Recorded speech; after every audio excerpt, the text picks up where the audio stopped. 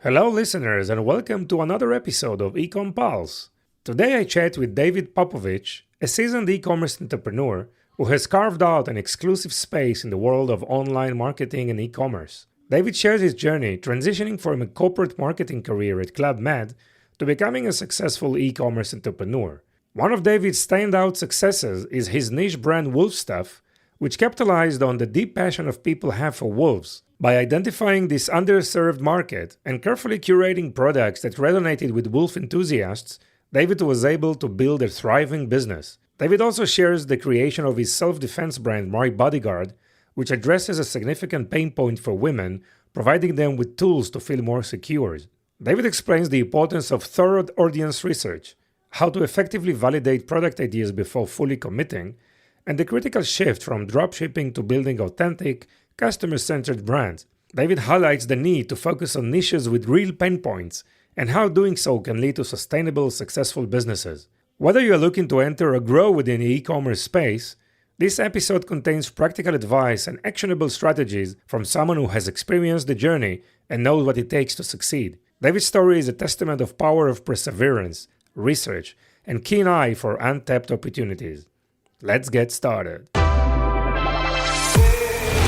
Welcome to the eCom Pulse, your heartbeat to the world of e-commerce. I'm your host, Eitan Koter. Join us as we meet with industry leaders, marketing experts, and the innovative minds behind the tech that is shaping the e-commerce future. So plug in, gear up, and get ready for a pulse-pounding journey into the heart of e-commerce.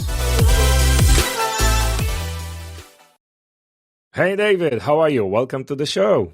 Hi Eitan, I'm good. How are you? I'm doing great. So excited to chat with you today because you're doing so many things in e-commerce. I think you have that unique entrepreneurial angle about launching brands. You also have another angle which is coming from managing like M&A transactions for brands, right? And you also have a lot of stories and also probably failures that you're happy to share about e-commerce success and lessons. So I think it's going to be a really amazing episode, but maybe let's just start with a quick overview about you and your background and how did you start in e-commerce and what are you working on these days? So first of all, thanks for inviting me. It's a real pleasure being here.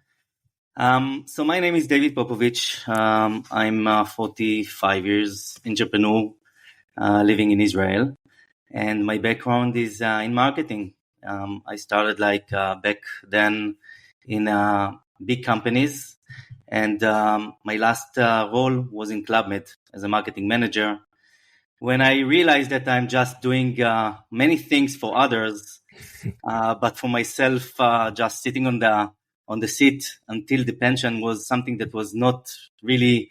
I didn't realize myself sitting on the chair until pension. So that's what leading me to investigate what are the other opportunities out there for me as a marketing talent. And I dig down and understood that there is a all digital industry out there. And once I understood that I can learn and dig inside and understand how can I fulfill my skills, then I started to start my first step in the entrepreneur journey. Okay. Well, what was the trigger? Because obviously you had a family, kids. Yes. I mean, what is the internal fire that triggered you to make the change? So I wrote a whole book about it. I think that every one of us has something that is unrevealed. Like every one of us has unrevealed skills. And I felt that I'm not fulfilling even 10% of my skills when I sitting as a marketing manager in a big company. And I started to feel that something is hitting me from the inside. Started to feel eager to do something bigger than what I'm doing right now in my position.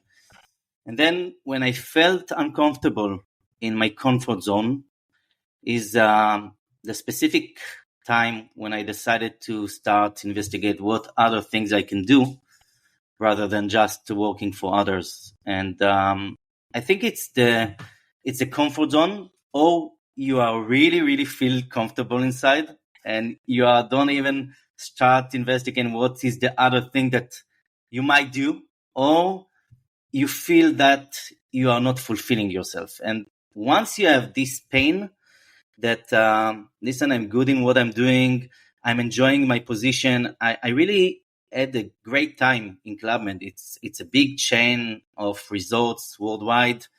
And I took like celebs and journalists around the world with lots of nice trips to the best accommodation hotels. And it wasn't enough. It wasn't enough for me to feel that I'm satisfied with my life. It wasn't enough for me to feel that I'm fulfilling my skills. And I knew that I have more hidden skills that I still don't know about them. And this is what led me to start my journey. I wanted to understand what are my real talented, because when you're working in a big organization, you're doing just what the boss is telling you to do.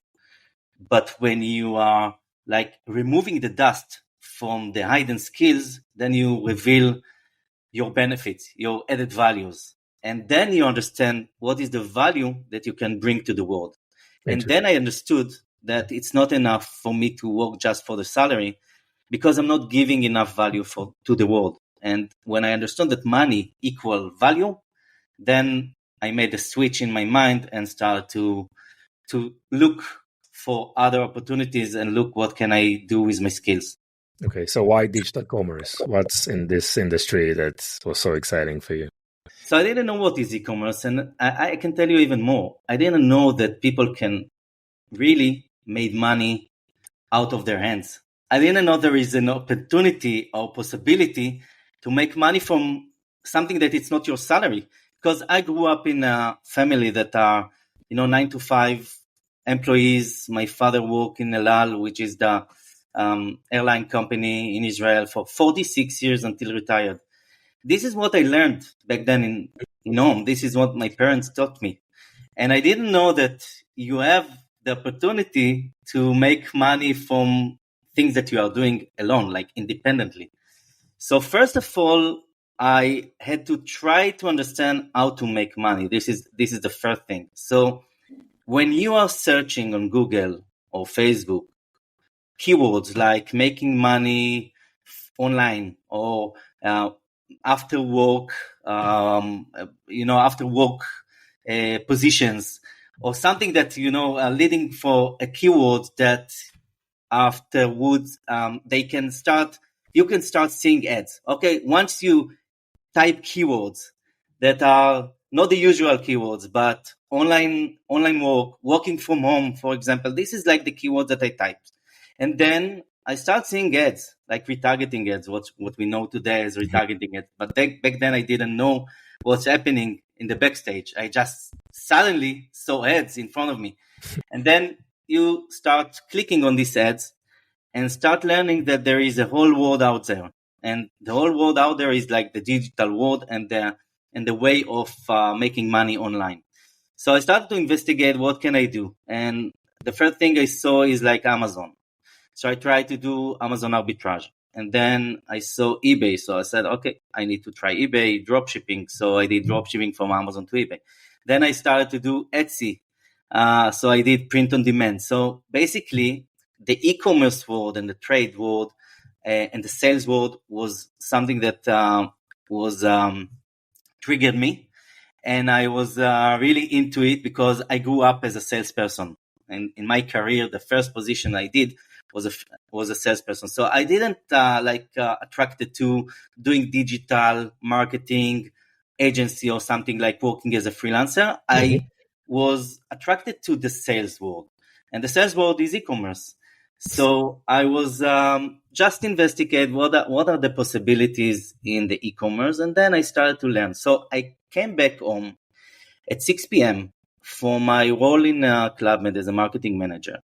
Then I helped to my wife and the family, and you have the shower with the kids' showers and everything. And then I closed myself in the room between 7 p.m. to 3 a.m. in the morning just to learn and want to understand what is e-commerce. So I watched so many webinars in the US, because in Israel back then in 2015, there was no any information online about how to do e-commerce. You just had to like going to webinar after webinar after webinar, and the end of the webinar, everyone is trying to sell you something. So you need to really dig in and understand, like, to find the real information that you can do something out of it. And this is what I did, like, for 8 months. I just stuck in the room, close myself in the room, and study e-commerce for many hours until the morning, and then I need to go to my 9 to 5 work. So that's how I found out about e-commerce. Nice. So probably like 9, 10 years ago, like the major theme in e-commerce was probably, as you said, Amazon, eBay, drop shipping was mainly probably a very hot topic.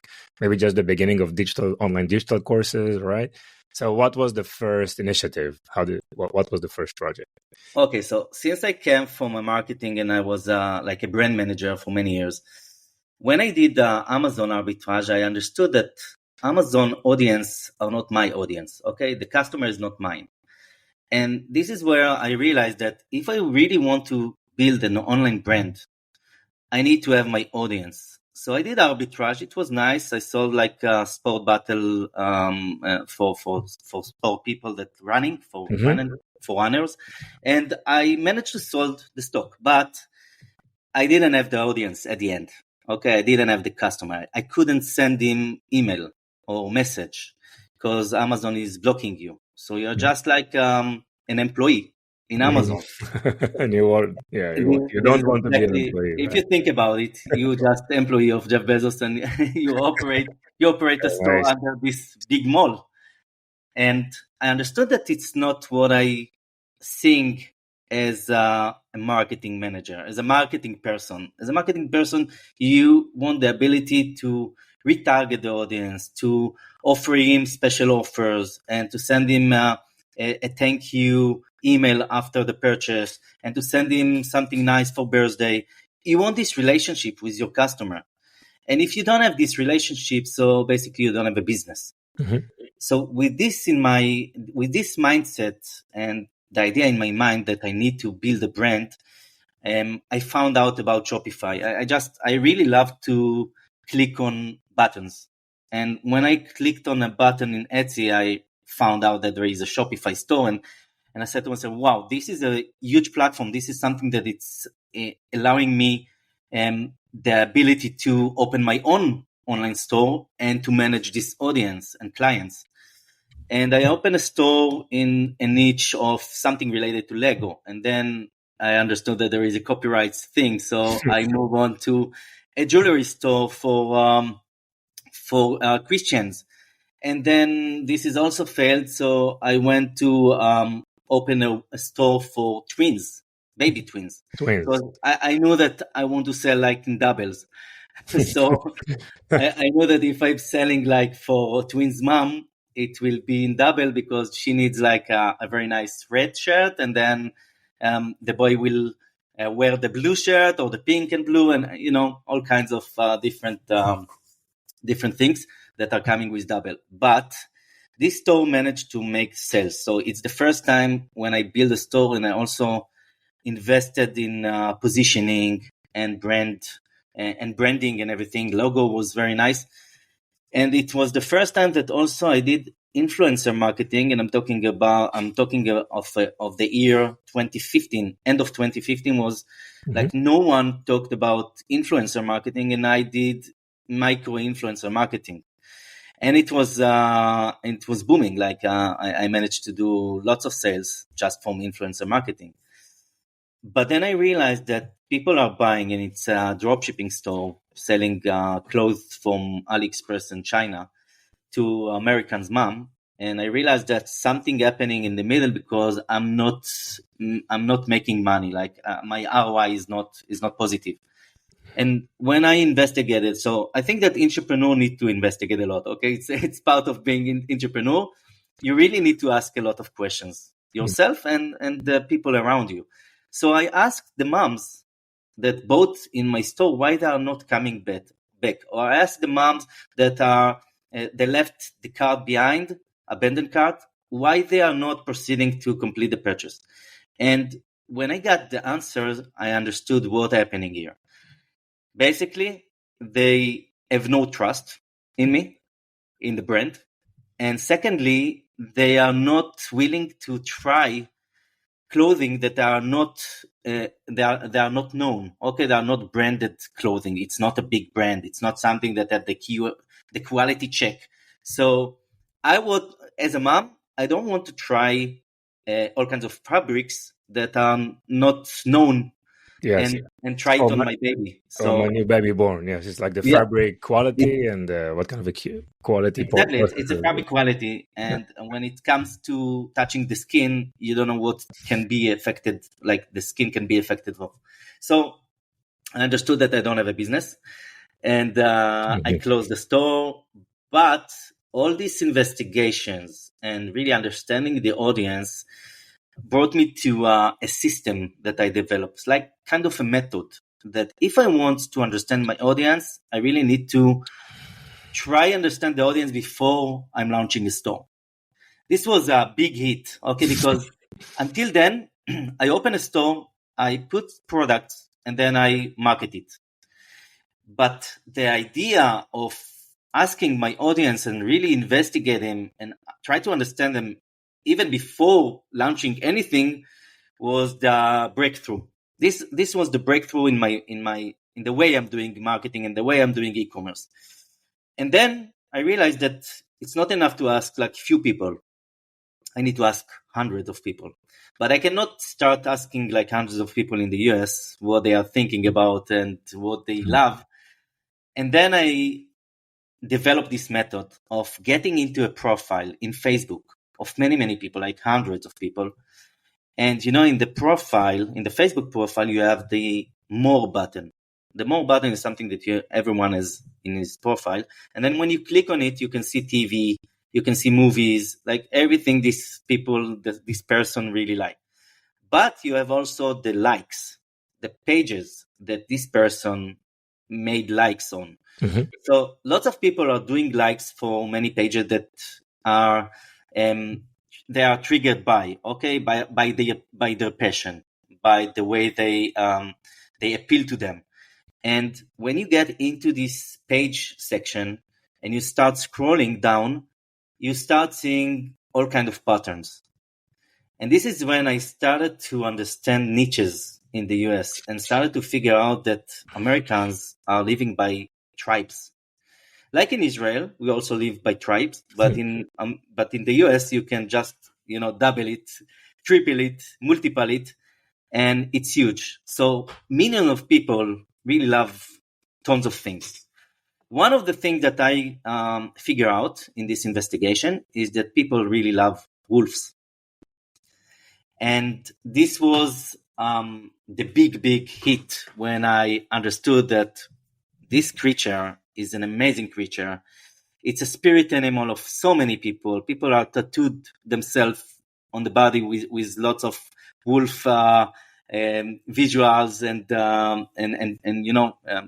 how do you call it, graphics of wolves. And when someone is making tattoo of something specific, you really understand that he has a lot of passion for this thing. It's deep. It's deep. It's really deep. What you're sharing right now on Facebook is kind of a research methodology that you are doing, which is obviously very, very manual. There is no tool who can do that, right? And then you try to find patterns of like commonalities or things that people are more passionate about. And if you're tattooing a wolf on your body, I guess you're very, very passionate about something. So identify kind of a communities on a very specific topic, right? But this is a good example and a good practice if you want to search, right? And do kind of a market research on your own. But what if, and I want to continue the wolf story because I think it's very important. But before that, another question, what if you want to validate a certain idea that you have, right? How do you do that? Okay, so let's assume I have an idea about a product I want to launch and I want to do some market research around that. Yeah, so first of all, for the manual thing, so I really believe that in the manual way, you can really get deep into things and also start thinking. Because if you are doing like all kinds of automation tools, it's a good way to start. But some people are just taking out the mind. Okay, Yeah. they forgot that they have their mind in this investigation and research, and they forget to think about. So you need to understand like that manual is something that it's very good. It can lead you to all kinds of different way of thinking. Mhm. Automation is also good, but it's only for starting. So I doing it manually because in this way I can really understand patterns. And anyway, there is no any automation tool for No. doing this kind of research.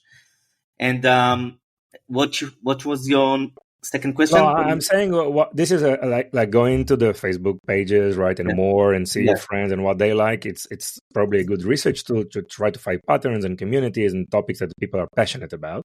But I'm Right. asking if you have already an idea, some Yeah. kind of a direction for a product, and we just want to validate it. What is your best So practices?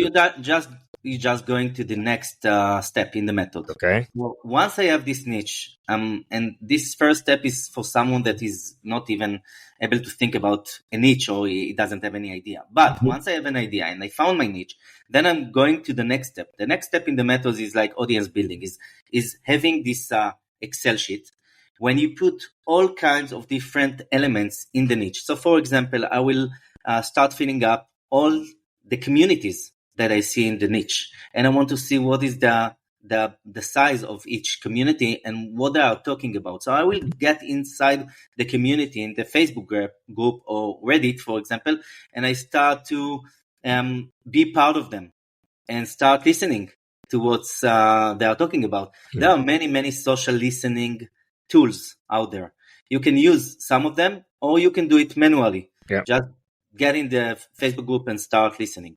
Then, who are the influencers in this niche? So I will start filling up a column with all the influencers in YouTube, TikTok, Instagram that are talking about this niche and have channels. Who are my competitors? Another column to fill up and see what are my competitors are doing, who are their audience, how are they marketing their Mhm. products, what kind of product they have. And magazines, for example, is another column. I have this Google Sheet with all these columns. So magazine is another column because if you are subscribed to a magazine and you are in the niche, it means that you have a lot of passion and you willing to pay this amount of money every month for this magazine. Also, magazines are a very good way of promoting your products afterward when you have this store online already exist, so you can reach out to the magazine and ask for pricing, because then it's like an influencer and you get into their emailing list, or they promoting you on the website Mhm. or any other channel they have, and you get into a specific audience with not a lot of money that you need to invest. And blogs, for example, blogs are also websites that have content. So next time you want to publish something, you will make a collaboration with them. You will offer them a content, and in this content free, they're getting it free of charge, but in return, they are giving you the backlink inside Mhm. this content. Yeah. So this is kind of examples of how can I validate the niche. The next thing will be doing keywords research. So I want to understand like how many people are searching related keyword that are related to this niche. And by having the volume and the difficulty key, I can understand like if people really looking into it in Google. So I will also get the intent buyers, Yeah. not only the impulsive, but also the intent buyers. So in this way, I can get the whole overview on the niche, and also getting like the impulsive buyers and the intent buying. By searching in the groups, I'm getting most of what people are looking for, and I can also post in the group. So for example, if I want to understanding and research what are the products that people really love to buy for themselves or for their relatives in the next birthday Mhm. day. Okay, so I will post something like my friend is having a birthday and she's really into horses. What kind of product do you recommend me to buy her? And it will be something that it's very unique, and in which store. Nice. So that's a question in the group, right? To That's a get question that some I will feedback. post in the group Yeah, just to get answers from the people that are living this niche. nice. Again, you're not selling, you're not pitching a product, you're not pushing features and benefits, you're just still Yeah. validating, asking, right? Try Yeah, to asking validate your that. audience, I'm coming from a marketing background, Yeah. and when I was a brand manager and I wanted to launch a new smartphone in Israel, the first thing we did is to recruit this research company and pay her like thousands of euros every month because Yeah. they are not even Israel, they are from Europe. And we need to pay a lot of money just for them to ask our audience what they are looking for. So today we have really this benefit of having this all kinds of groups, and we can, in a very native way, asking them in a post what they are looking for, and then therefore getting Yeah. like these research answers. Great. So let's continue with the wolf story, right? Yeah, You identified a very passionate community, right, in the US. Okay, a but lot still of you don't have community. product ideas, don't have anything, right? So we made very, very short progress, but what are the next step in the story? So I did the same method. I just investigated and found out that the niche is huge. Okay, millions of people. Later on, I found then that I realized that it's related to also to the Native American niche. So it's like a cross-targeting niche. It's like people that love wolves also love Native American, and then I grew my audience like by multiples. Mm-hmm. And when I did all this research, as I explained before, with the competitors and the magazines and the groups, I understood that I have a huge audience. Then I saw that people are also looking for products in Google, and I realized that I kind of alone in this niche. I have the first in the market approach, and I saw that no one is marketing in Facebook all kinds of different products.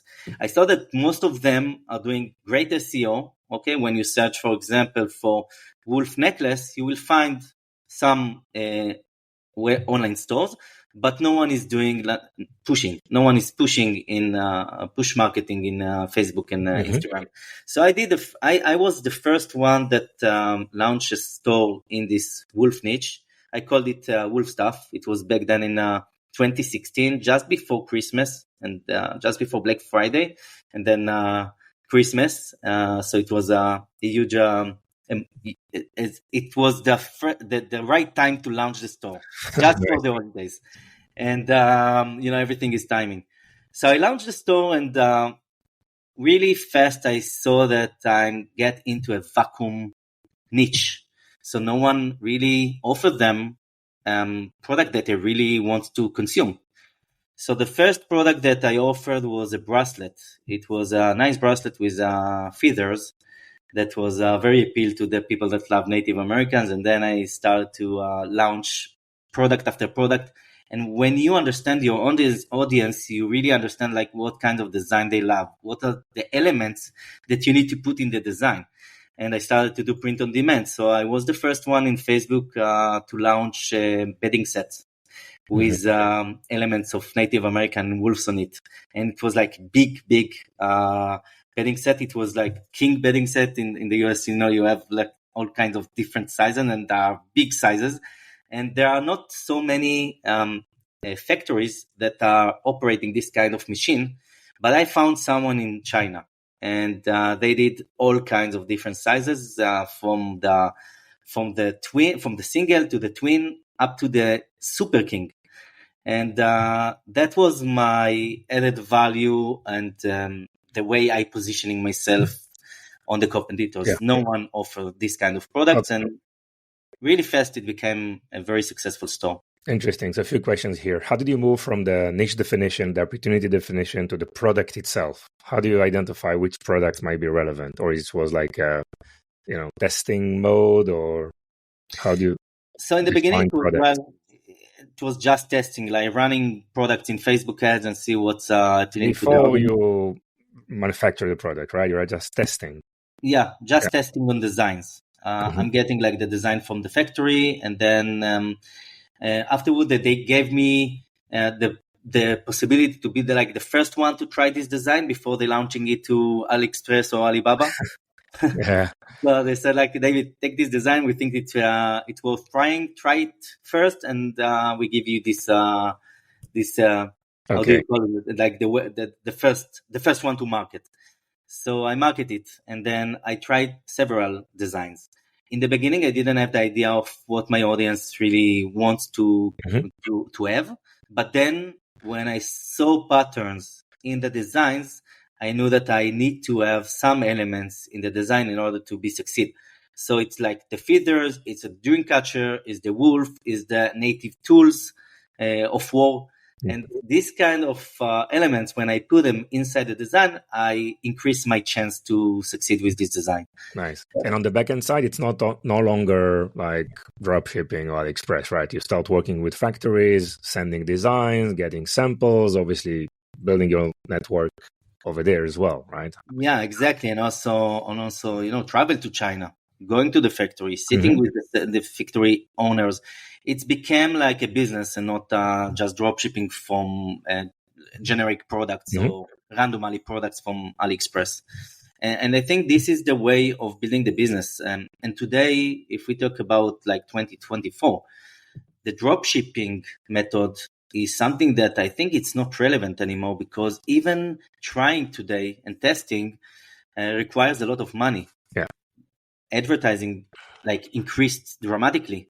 And I think that putting more time and energy on market research, audience research, will decrease the needs of putting a lot of money on Facebook tests.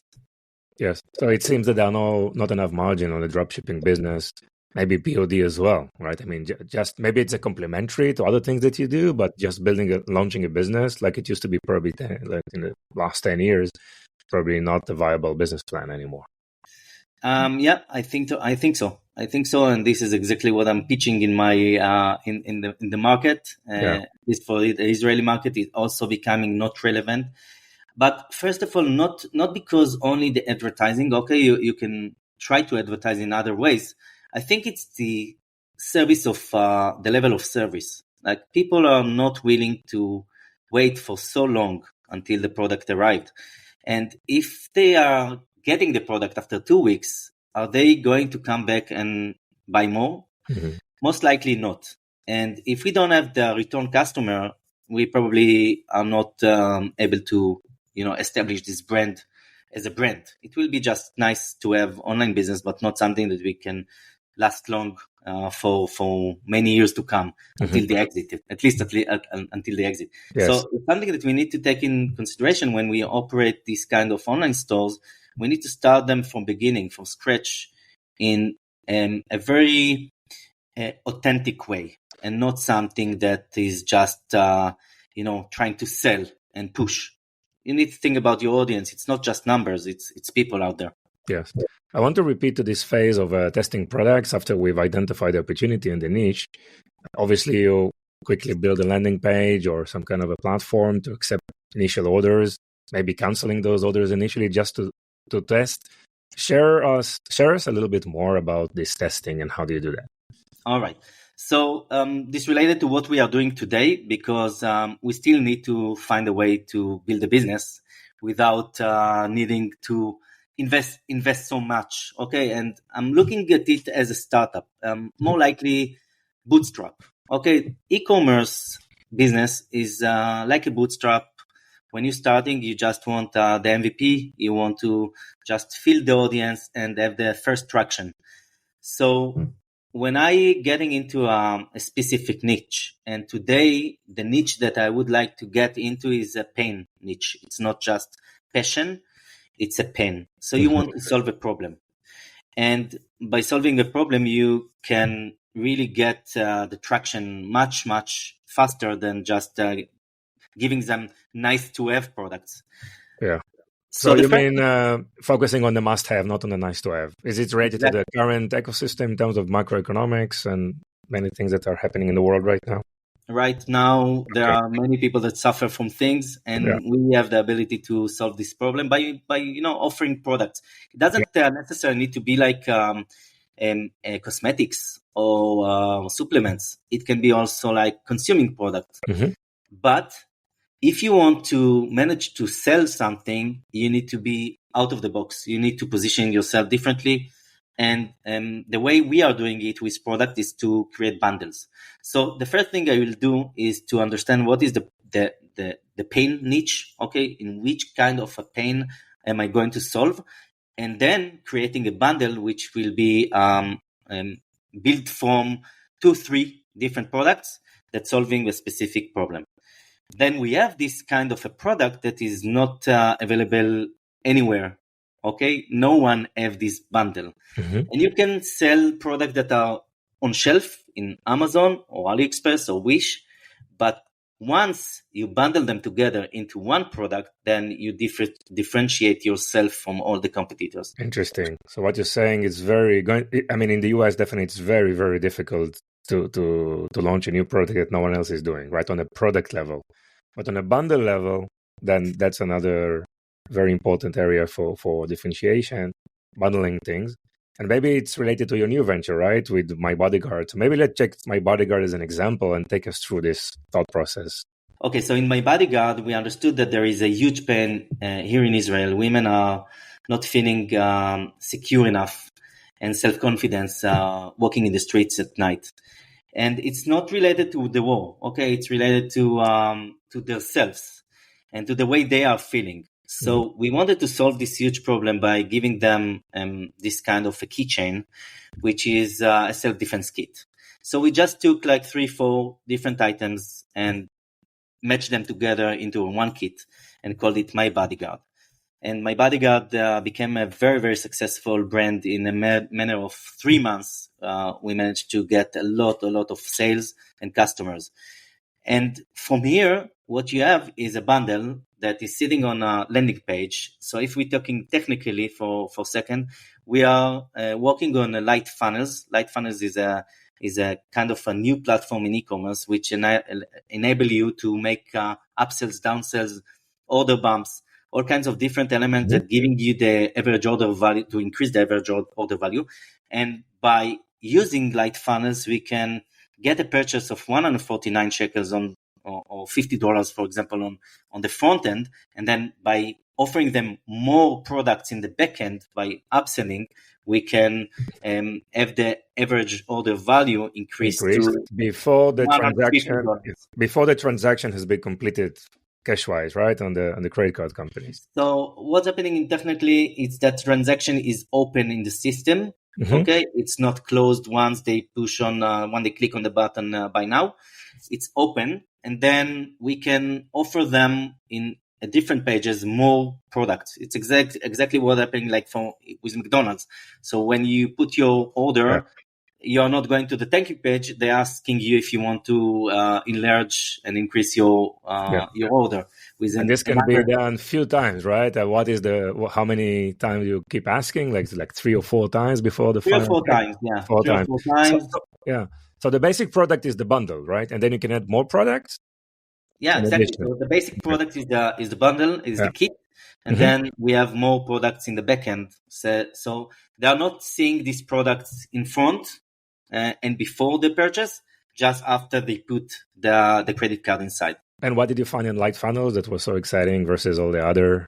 So Light Funnels is a system that is combining 2 different systems, very good systems, Shopify from one end and ClickFunnels from the other end. And they took everything that is amazing in these 2 systems and just merged them together to become one system. So I have sales funnels, so I can start my business with just one product, which is very, very reasonable and logical way to start a business, because you don't want to send people to a store which is with many SKUs. Yeah. Okay, you don't want to have them just getting in the website and getting lost. You want them to be very focused on the product that they just saw in the ad. Getting into the product page, they see the same product, and then we can just give them an option to buy more. Okay, multiple. And then it's allowing you to really be focused on what you are selling. But if you are sending them to a store with many, many products, they are going lost. They are forgetting why they are getting in the store from first hand. So this is the this is the this is the difference. Okay, this is the difference between store and the sales funnel. This is a big difference because people are not realizing that there is a big difference between store and funnel. The second thing is that you have the option to make stores in light funnels. So you can start with a sales funnel. And then when you have this audience and you build these sales already and you have the revenue, then you can move to a store you have more products inside the store. So remember, we are starting with a niche. We are in the niche of self-defense with my Bodyguard. We started with a product in self-defense. It's a self-defense kit. We got this tons of audience, thousands of sales, thousands of customers. Now we have a database. Now we can offer to this database more related products in the self-defense kit, in the self-defense niche. So it's not only kit anymore. It's a lot of other products. And now it can become a store that you also can promote it in Google. Exciting. So it's actually, you identified very, very small niche. Let's call it a micro niche. And you build a micro brand around that. Exactly. Right. You have their emails, you're building, your newsletter funnels as well, or probably, the reach outs, and try to build a community around it, and upselling, probably provide not just upselling, but probably content around maybe giving them more value, right? So, and also an upsell opportunities, and building a community around that. So that's really interesting. So where is the venture in which phase is it? So you said you have initial a few thousands of customers, and you've identified that definitely there is a need and the pain is there because sales are happening. What do you think is it going? Is it going to, in terms theoretically, right? Rather the options here. I mean, it's like, and by the way, I want to ask you why you didn't launch it in the US and wanted to launch it in Israel. But the place to growth is just expand product line or move it, transition to new markets or new geography. What are your thoughts around that? So all the answers are true. All the answers are correct. On the table, right? You can do so many things. Once you have this cash cow business, it's a business that it will it's operate. You get traffic organically. You get traffic from promoting it in Facebook ads. So you have this business already. Now, you don't need even to import products from abroad. You can work with importers that have stocks in the country and start, buying stocks to your warehouse and become a bigger store. Then you can try to launch this kit, this bundle in other countries. We are trying now in Arabic, for example. So all of our funnels are translated to Arabic and English, because we are trying also in Africa. And then you're trying different niches, different countries. And then when you have this store running already, you can take it 1.5 year, 2 years. It's worth a lot of money. It worth money. You have value in this store.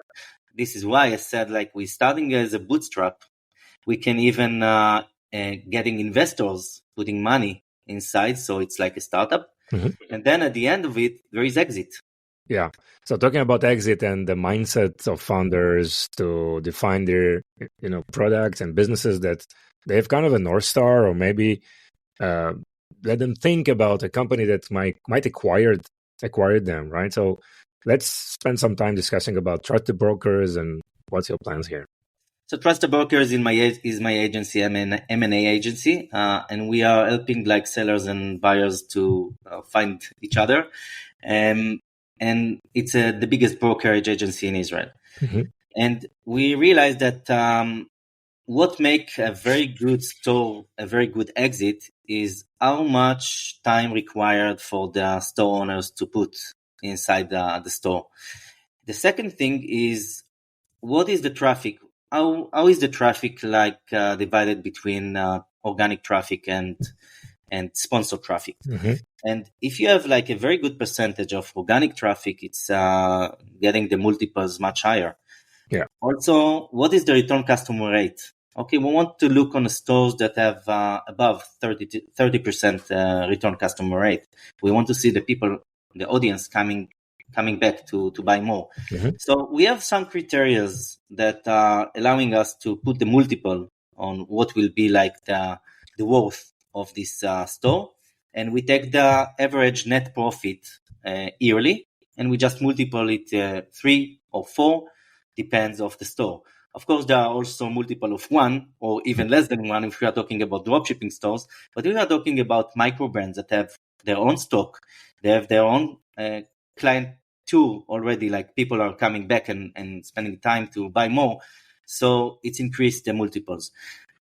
I think that it's a worth trying to put time in the beginning to start this business in the good way, in the strategy, in the exit strategy, I call it. Okay, so exit strategy is how I'm going to build the store with forward thinking of how am I going to sell it. And the people that will buy this store will be e-commerce agencies, digital agencies, probably like e-commerce entrepreneurs that already did the exit themselves and they are looking for another store to invest it and increase it and building further and then exit it again. So they already have the system. So it's like a plug and play. They just take this store in the level that it's currently are and growing it to make a future exit again on it. Yeah. And of course, if you have like a specific store that it's giving a very, very unique product, and there is a big company that wants to require your audience and your product, they will also invest in this acquisition and they will buy you. Yes, interesting. Wow, great, David. Thank you so much. This is really fascinating stuff. I guess there are so many things still to talk. Anything else you want to add? I think that if you are not doing like e-commerce yourself and you are working with in a company as an employee that is doing e-commerce for someone else, it's really worth trying to start your own journey and your own store. Even just, putting your hands inside and start trying to do some stuff will give you a lot of lessons and understanding about the amazing world of e-commerce entrepreneur. Yes, and obviously they can work with you, right? Yeah. If you have any question and you want to get a consultation, of course I'm here for you. What is the best way for people to find you? Just search for David Popovich in LinkedIn, Instagram, or Facebook, or davidpopovich.com. Okay, amazing, David. And we will add all these contacts and the information in the show notes. And again, thank you so much. It was really inspiring. Thank you. Thank you for having me, Eitan. Bye-bye. Bye-bye.